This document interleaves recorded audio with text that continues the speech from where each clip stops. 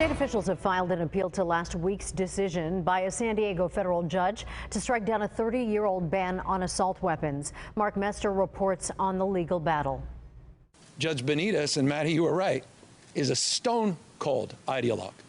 He's a wholly owned subsidiary of the gun lobby and the National Rifle Association. California Governor Gavin Newsom blasting federal judge Roger Benitez close to 1 week after the judge ruled to overturn the state's 32-year assault weapons ban.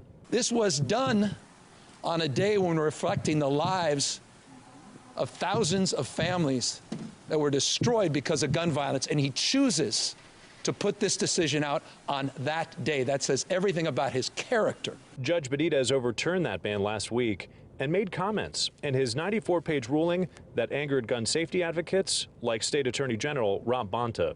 The state has appealed last Friday's decision. Newsom and Bonta held a news conference in San Francisco today with gun safety groups, announcing an appeal to the decision, hoping an appellate court will overturn the ruling. The decision was disappointing, and the reasoning, such as equating assault weapons to Swiss Army knives and false claims that COVID-19 vaccines have killed more people than mass shootings, was shocking.